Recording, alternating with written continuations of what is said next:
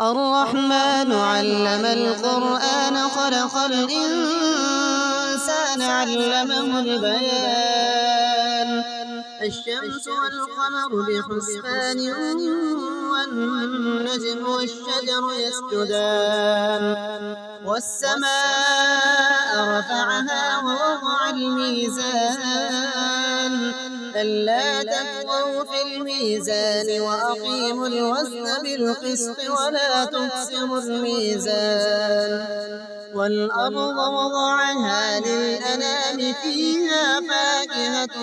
والنخل ذات الأكمام والحب ذو العصف والريحان فبأي آلاء ربكما تكذبان خلق الإنسان من صلصال كالفخار وخلق الجان من مارج من نار فبأي آلاء ربكما تكذبان رب المشرقين ورب المغربين فبأي آلاء ربكما تكذبان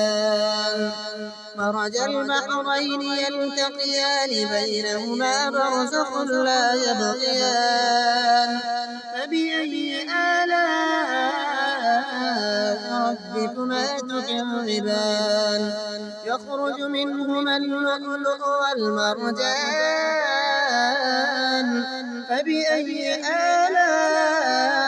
ربكما تكذبان وله الجوار المنشآت في البحر كالأعلام فبأي آلاء ربكما تكذبان كل من عليها فان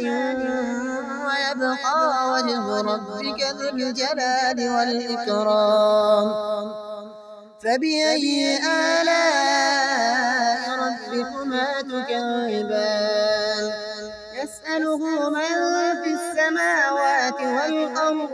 كل يوم هو في شأن فبأي آلاء ربكما تكذبان سنفرغ لكم أيها الثقلان فبأي آلاء ربكما تكذبان يا معشر الجن والإنس إن استطعتم أن تنفذوا من أقطار السماوات والأرض فانفذوا لا تنفذون إلا بسلطان فبأي آلاء ربكما تكذبان يرسل عليكما شواظ من نار ونحاس فلا تنتصران فبأي آلاء ربكما تكذبان فإذا انشقت السماء فكانت وردة كالدهان فبأي آلاء ربكما تكذبان فيومئذ لا يسأل عن ذنبه إنس ولا جان فبأي آلاء ربكما تكذبان يعرف المجرمون بسيماهم فيؤخذ بالنواصي والأقدام فبأي آلاء ربكما تكذبان هذه جهنم التي يكذب بها المجرمون يطوفون بينها وبين حميم آن فبأي آلاء ربكما تكذبان